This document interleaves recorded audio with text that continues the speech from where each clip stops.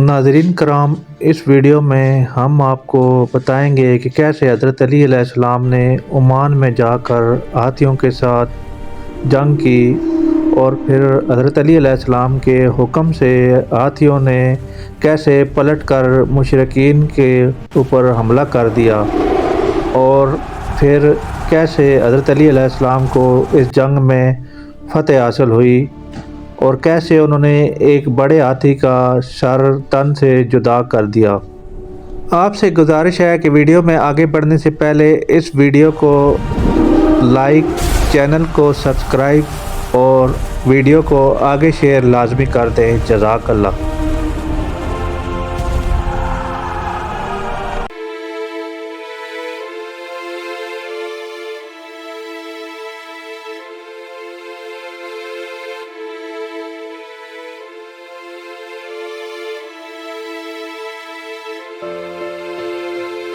اعوذ باللہ من الشیطان الرجیم، بسم اللہ الرحمن الرحیم، الحمدللہ رب العالمین والصلاة والسلام علی اشرف الانبیاء والمرسلین وعلی آل بیتہ الطیبین الطاہرین المعصومین المظلومین، اما بعد۔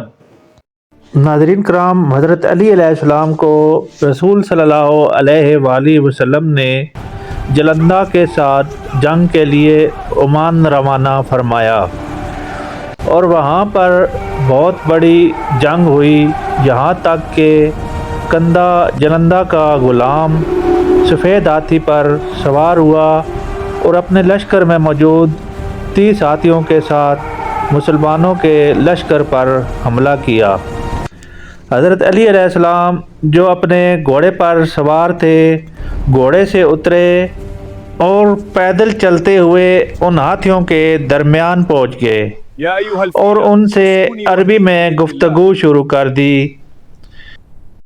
یا فیلہ کونی ساکنة ومطیعة لأمر اللہ لا تقدمی خطوة واحدة الا بإذنی، جس کے نتیجے میں 29 ہاتھی واپس مڑ کر مشرکین پر حملہ آور ہو گئے اور مشرکین کے لشکر کو کچلنے لگے۔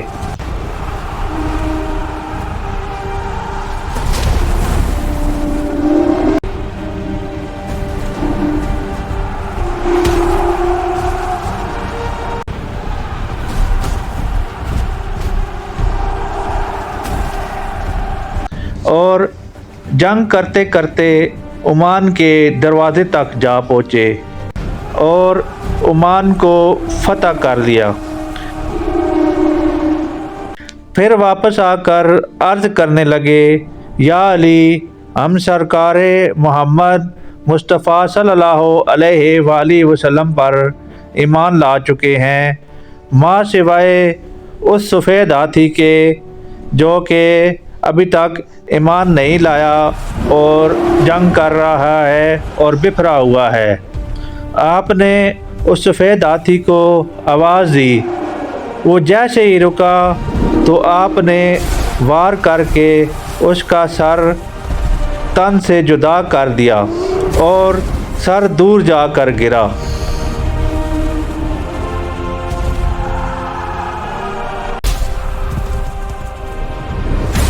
یہ تمام تر واقعہ حضرت علی علیہ السلام کی جنگی حکمت عملی اور بہادری کو واضح کرتا ہے کہ کیسے انہوں نے ایک ہاتھیوں کے بڑے لشکر کے ساتھ ٹکر لی اور اپنی حکمت عملی اور معجزانہ صلاحیتوں کو بروئے کار لاتے ہوئے اس جنگ کو فتح کیا اور اسلام کا سر بلند کیا۔